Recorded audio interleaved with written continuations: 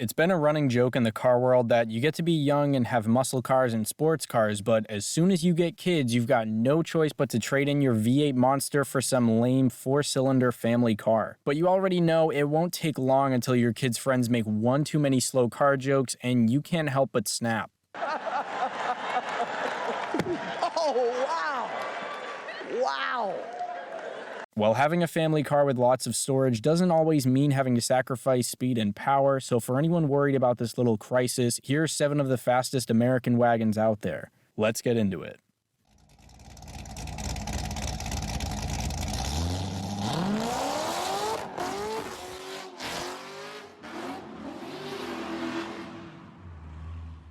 Before getting started, I've got to admit I can't take full credit for this topic. If you want to thank someone for coming up with this, you can thank Jason43 Daddy Bear for this one. He even gave me a lot of good cars to mention. When I made this list, I decided to keep it to newer American wagons in case people watch it looking for newer cars to buy, but there are a lot of really awesome classic wagons too. I tried my best to get all 0 to 60 times from tested reviews from Motor Trend or Car and Driver, and for the few times I couldn't find, I looked around and averaged out what a lot of other websites were reporting. I've got these ranked from slowest to quickest, and if you have any questions about them, I missed any, or there's a video you want to see in the future, feel free to let me know in the comments or by messaging me on Instagram. Now, without babbling on anymore, the first fast wagon is the 2010-14 Cadillac CTS Sport Wagon. These CTSs come with either a 3-liter or 3.6-liter V6, making between 270 and 300 horsepower. The downside, which is obvious and similar to other wagons here, is the weight that comes with being extra thick at the back. I was like, damn, what you doing out here with all this ass?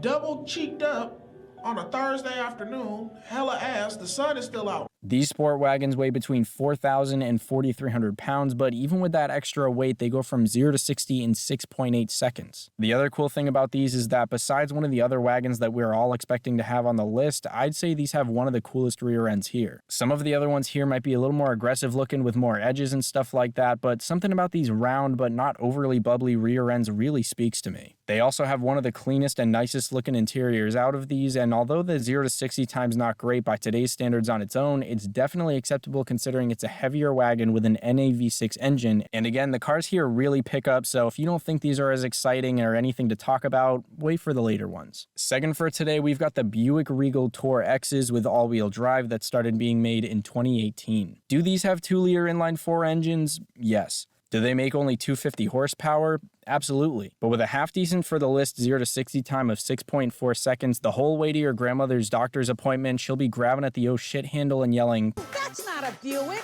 These are the newest cars on the list, and obviously from being so much newer, these probably have the best interior. To help them get to 60 as quick as they do, they've got a turbocharger and an 8-speed automatic getting power to the all-wheel drive system. I know a lot of people would be stuck on these being just a Buick, but I honestly really like the way that they designed the front end of them. I think they're pretty sleek looking, and when they're kept clean, even a little bit aggressive. Next up is awkwardly a car I had in the Ugliest American Cars video from a while ago, and it's the Chevrolet HHR SS.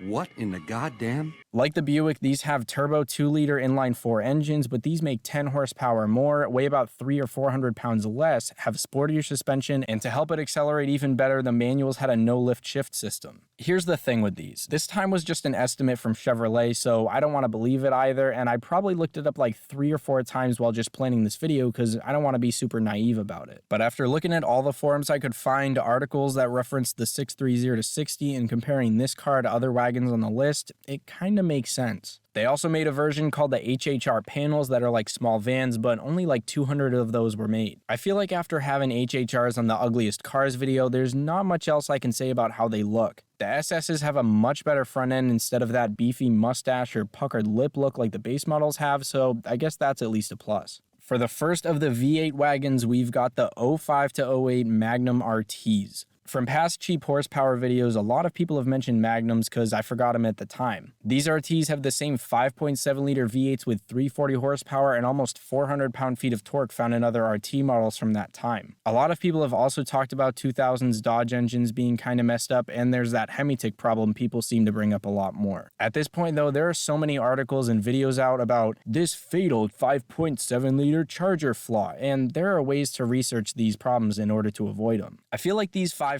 have an awesome, unique sound, and people should be aware of the issue and maybe be ready to upgrade some parts, but not always run away from them. Hey! are you running? Why are you running? These Magnums have a 6.10 to 60 time with rear-wheel drive and a 5.9 time with the all-wheel drive setup. For people who are kind of digging these but want to spend a little bit less, there are also SXT and SE trims with V6s. The fifth wagon here is the final non-V8 one, but it is another Dodge. It's the 08 and 09 Dodge Caliber SRT4 with a 2.4-liter turbo inline-4 engine. These four cylinders have a decent amount of beanage with 285 horsepower and 265 pound-feet of torque. Comparing that with a weight of just a little over 3,200 pounds, these bad ladies get from 0 to 60 in 5.9 seconds according to a car and driver test. Some people call these hatchbacks, but a lot of people consider these types of cars wagons when they have at least a third partial window along the sides, and I felt like it was justifiable to include them with these. Another interesting part about these is they were only offered with 6-speed manual transmissions, but a lot of people weren't fond about the interior materials, so the good parts of the inside might end with the manual. Second to last of these wagons is one of the real big dogs, which is the 05 to 08 Magnum SRT8 with 425 horsepower from a 6.1-liter V8. Although only about 240 of them were made in 2008, Dodge gave it a facelift for that year. The other years aren't bad looking, but the front ends are kind of bland and not very well shaped in my opinion. Especially when you compare the older ones to the snarling, I want to rip your face off look that the 08s had. I wish they still had these around in general, but I really wish they had made more of the 08 ones, because front end wise, it's like comparing a dopey bear to one that would do a lot more than just take your lunch money.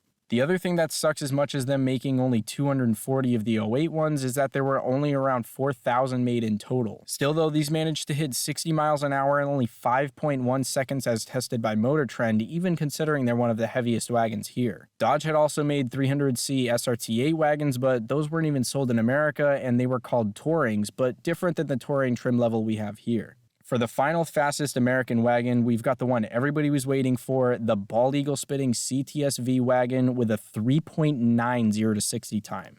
Lord have mercy, I'm about to bust. These had the same LSA engines from Camaro ZL1s and obviously the CTS-V sedans and coupes. They're said to be making slightly less power than the 580 horsepower ZL1, so they only have 556 horsepower and 553 pound-feet of torque. Depending on the trim and options, these weigh between 4,350 and 4,450 pounds, with the heavier ones having automatic transmissions. Motor Trend tested these wagons quite a few times, and their 0 to 60 times for each test ranged from a 4.3 to a 3.9. They mentioned in that 3.9 test that the car was actually the heavier auto option, and they suspected it was secretly beefed up to that 580 mark, but none of the Chevy guys there said if that was true or not. Either way, they managed to hit 60 in 4 seconds flat with a lighter trim in a separate test, so it's not like that time's really all that outlandish for these Vs. To put that into perspective for anyone who doesn't really know a lot of times like this, Motor Trend also reported the same 0 to 60 time for the much sportier 2017 Corvette Grand Sport and a 4-second traction limited time for the 2021 Charger Red Eye. Admittedly, the Red Eye weighs more at 4,600 pounds, but it also has 200 more horsepower and it's at least 6 years newer. Pretty unfortunately, these have a similar issue to the SRT8s, but even worse, because less than 2,000 of these V-Wagons were made, but a lot of people even say 1,200. Aside from being as rare as they are, though, these 190-mile-an-hour wagons look badass like other Gen 2 Vs, sound fantastic, and are pretty iconic when you know what they are. An honorable mention, because I want to give some love to the Aussie guys, is the HSV Club Sport R8 Tourer LSA, even though that name's kind of a mouthful, but I don't know how much of it really needs to be said. These had the same engines as the CTS-Vs, but most sources reported a 0 to 60 time of 4.5 seconds. I'm not really sure why it wouldn't be closer to the CTS time, but even still, a 4.5 is pretty damn quick for a wagon. Obviously, these aren't sold in America, but I love the Chevy SS styling they have, and I know Holden actually makes wagons with the G8 front end, but these really remind me of that too. There you guys have it. Those are 7 of the fastest American wagons out there. Make sure to thank Jason if you enjoyed hearing about these wagons, and let me know what stuff you guys want to see videos about. Feel free to let me know or ask any questions in the comments or on Instagram, or just send me cool stuff. People have been doing that lately, and I love seeing all the stuff you guys want to share. I've got a few of my next videos all lined up, and some other cool stuff coming real soon that I hope you guys like. Make sure to keep an eye out for that. As always, I gotta thank each and every one of you so much for watching. I really appreciate you guys. I'll see you all in the next one. Have a great day.